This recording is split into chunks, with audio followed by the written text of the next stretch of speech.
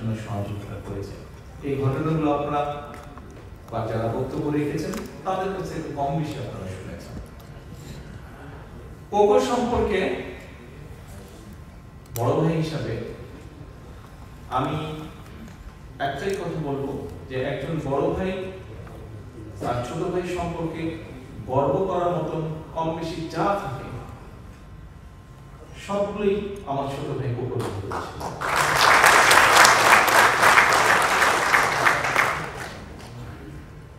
Cocoa একজন sportsman ছিল, একজন প্লেয়ার ছিল, একজন ক্রীড়াবিদ ছিল। আমি রাজনীতিতে সম্পৃক্ত হয়েছি, আমি একজন রাজনৈতিক কর্মী।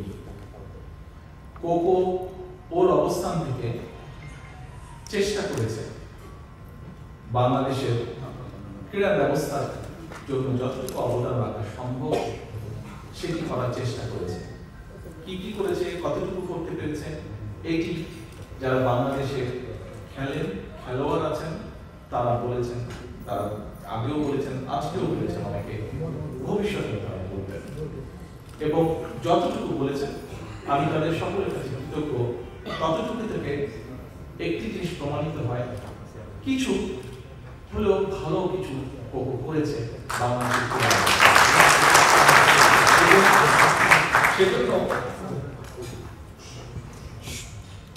সেজন্য বড় ভাই হিসাবে আমি অত্যন্ত গর্ব বোধ করি। এখন আমি একজন দেখলাম একটু আগে বলেছি আমি একজন রাজনৈতিক কর্মী। স্বাভাবিক রাজনৈতিক কর্মী হিসাবে আমি পুরো বিষয়টাকে ভিন্নভাবে একটু দেখি। একজন রাজনৈতিক কর্মী বা রাজনীতিবিদের সামনে অনেকগুলো বিষয় থাকে, যেমন ক্রীড়া থাকে, তেমন দেশের শিক্ষা ব্যবস্থার বিষয়ে কোনো চিন্তা থাকে, তেমন দেশের মানুষের কর্মসংস্থানের ব্যাপারে চিন্তা থাকে, ঠিক তেমনই ভাবে দেশের মানুষের স্বাস্থ্যের ব্যাপারে চিন্তা থাকে। বিভিন্ন রকম বিষয় থাকে যে বিষয়গুলো একজন পলিটিশিয়ান অথবা একজন রাজনৈতিক কর্মী বিভিন্ন মানুষের সাথে আলোচনা করে, চিন্তা ভাবনা করে। আজকের এই অনুষ্ঠানটি যেহেতু খেলাধুলাকে নিয়ে, এই অনুষ্ঠানটি যেহেতু কোকোকে নিয়ে, এই অনুষ্ঠানটি যেহেতু ক্রীড়া অঙ্গনকে নিয়ে, এখানে যেহেতু ক্রীড়াবিদ অনেকে উপস্থিত আছেন, খেলোয়াড় উপস্থিত আছেন, যদিও এর বাইরে কিছু রাজনৈতিক কর্মী এখানে উপস্থিত আছে, আমার মনে হয় মোটামুটি সমসাময়িক বোধহয় হবে ঘরের মধ্যে যারা আছেন। তো আমি আপনাদের সামনে আজকে আমার কিছু চিন্তা শেয়ার করব, যে চিন্তাগুলো কম বেশি ভিতরে আমি শেয়ার করেছি। পলিটিক্যাল বক্তব্য না, ভয় পাওয়ার কিছু নেই। আমি আপনাদের সাথে কিছু শেয়ার করবো যে আমি আগেই বলেছি যে আমার ছোট ভাই ছিল প্লেয়ার, ক্রীড়াবিদ। আমি তা না, অনেক কিছুর সাথে আমি বাংলাদেশের আগামীতে যদি ইনশাআল্লাহ আল্লাহর রহমতে বাংলাদেশের মানুষের সমর্থন নিয়ে আমাদের দল বিএনপি সরকার গঠনে সক্ষম হলে অনেকগুলো বিষয়ের পাশাপাশি কিভাবে বাংলাদেশের ক্রীড়াটাকে কম বেশি সাজাতে চাই, অথবা কিভাবে বাংলাদেশের আগামী ভবিষ্যৎ প্রজন্ম যারা তাদের ভিতর থেকে খেলোয়াড় বের করে নিয়ে আসতে চাই, বিভিন্ন ডিফারেন্ট স্পোর্টসের খেলোয়াড়কে বের করে নিয়ে আসতে চাই, এটা সম্পর্কে খুব সংক্ষেপে আপনাদের সামনে তুলে ধরতে চাই। এখন গতকালকে বিকেলে আমিনুল আছে এখানে, ওর বক্তব্য আপনারা শুনেছেন। আমিনুল সহ কয়েকজন ঢাকা থেকে এই অনুষ্ঠানে যোগদান এসে প্রায় বছর খানে 1.5-2 বছর আগে আমিনুল আরেকবার এসেছিল লন্ডনে। তখন এক ফাঁকে আমি ওর সাথে আলাপ করছিলাম, ঠিক একই আলাপগুলো প্রায় 1.5-2 বছর পরে গতকাল আবার আলাপ করেছিলাম। সেই আলাপের বিষয়টা কি ছিল?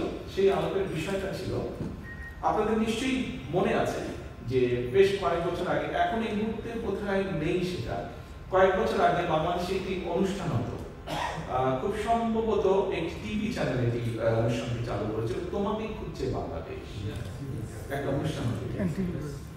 সেই অনুষ্ঠানে বিভিন্ন কালচারাল বিষয় আমাদের ভবিষ্যতে যারা নতুন প্রজন্ম, যারা ভবিষ্যৎ, তাদের ভিতর থেকে বের করে নিয়ে আসা। কেউ হয়তো ভালো মিউজিশিয়ান, কেউ হয়তো ভালো গান গাইতে পারে, কেউ হয়তো ভালো কবিতা আবৃত্তি করতে পারে, এরকম কালচারাল যারা ভালো আছে এরকম খুঁজে চাইলেন, খুঁজে নিয়ে আসা।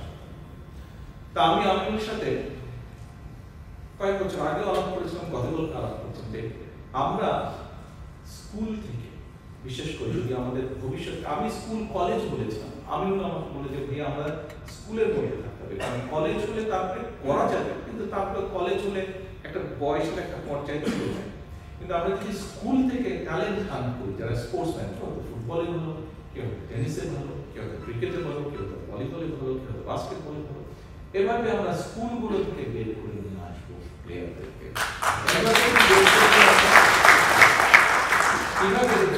এটা বিষয়, অনেক প্ল্যানিং এর বিষয় আছে, কিন্তু সেটা আমরা করবো। আমাকেও বললো যে ভাইয়া এই মুহূর্তে বাংলাদেশে 5টা বলেছিলাম বিকেএসপি, 5টা বিভাগে আমাদের আছে, আমরা সরি 4টা বিভাগে আছে আমাদের, আমরা সবগুলো বিভাগে একটা করে বিকেএসপি করতে চাই। তা আমি তো বলবো আমি সবগুলো বিভাগে যদি বিকেএসপি করতে পারি আমাদের অনেক রিসোর্স লাগবে, এই মুহূর্তে হয়তো এত রিসোর্স না। তোমার যে 4টা আছে আমরা যদি সুযোগ পাই, এই 4টাকে আমাদের ফাংশনাল করতে হবে। আমরা যদি এই 4টার মাধ্যমে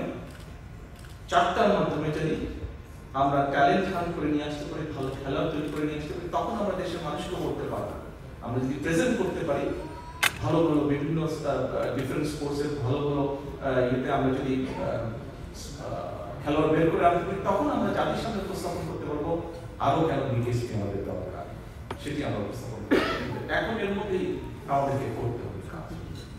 এটি যেরকম একটা, আপনারা নিশ্চয়ই এর মধ্যে বিভিন্ন বক্তব্য শুনেছেন, আমরা বাংলাদেশের শিক্ষাটাকে বিশেষ করে প্রাইমারি এবং সেকেন্ডারি স্কুলের যে শিক্ষাটা, এটাকে আমরা একটু ভিন্নভাবে সাজিয়ে তুলতে চাই। সেটি কি? সেটি হচ্ছে যে ছেলেমেয়েরা শুধু পড়ালেখা করবে, রাত দিন পড়ালেখা করবে, এটা কেমন হবে? খেলতেও তো হবে, কারণ মেডিকেল, আমি ডাক্তার না, আমার স্ত্রী ডাক্তার, তবে একটা সিম্পল ব্যাপার আছে, আপনি যখন ফিজিক্যালি নড়াচড়া করবেন খুব স্বাভাবিকভাবে আপনার বডিতে রক্ত চলাচল বাড়বে, এবং রক্ত চলাচল যত বাড়বে স্বাভাবিকভাবে আপনার ব্রেনে অক্সিজেন তত বেশি যাবে, ফ্রেশ হবে, আপনার চিন্তা শক্তি তত বাড়বে।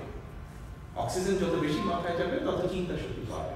সেই জন্য খুব স্বাভাবিকভাবে যেই ছেলেটা খেলাধুলা করবে তাকে যদি পড়ালেখার ভালো সুযোগ করে দেওয়া যায়, তার কিন্তু পড়ালেখাটাও ভালো হবে। কাজে পড়ালেখায় ভালো করতে গেলে অবশ্যই খেলাধুলা করতে হবে, অবশ্যই দেশের জন্য, ওদেরকে দেশের জন্য একটা সুনাম বয়ে নিয়ে আসতে হবে, এবং যেহেতু তারা দেশের জন্য সুনাম বয়ে নিয়ে আসবে, সেই জন্য দেশের এবং বিশেষ করে একটা সেই সময় যে সরকারটা থাকবে, সেই সরকারের দায়িত্ব হচ্ছে ওদের সব রকম দেখভাল করতে হবে। যেমন কিছুদিন আগে ঘটনা, এটি নিয়ে গতকালকে আমরা আলোচনা করছিলাম, ওয়েট লিফটিং এর প্রতিযোগিতা হচ্ছিল বাংলাদেশে। তো ওয়েট লিফটিং এ যে মানুষটি জিতেছিল তাকে সেই ইনস্টিটিউশন একটা গিফট দিয়েছে, গিফটটা হচ্ছে একটা ব্লেন্ডার। মানে সেই ব্লেন্ডিং আমাদের জুস বানিয়ে খাবে, যাতে আরো স্বাভাবিকভাবে যেই মানুষটা কষ্ট করে 3 বছর প্রিপারেশন নিয়ে ওই জায়গায় এসেছে এবং জিতেছে, বাস্তবতা যেটা বিচার সেটা হচ্ছে যে তাকে তো ওটার পাশাপাশি কাজও করতে হয়েছে, অর্থাৎ তার ফ্যামিলি নিশ্চয়ই আছে, সেই ফ্যামিলিটাকে চালানোর জন্য তাকে তো নিশ্চয়ই কাজ করতে হয়েছে, যেখান থেকে তার ইনকাম আসবে। কিন্তু আমরা যদি এই ব্যবস্থাটা করতে পারি যে ঠিক আছে ও 3 বছর 4 বছর 5 বছর এই যে ও ট্রেনিংটা করবে, এই যে কম্পিটিশনের জন্য রেডি হবে, এই 3 বছর হোক 4 বছর হোক 5 বছর হোক, এই সময় যে তার যে ফাইন্যান্সিয়াল সাপোর্টটা দরকার সেটি রাষ্ট্র তাকে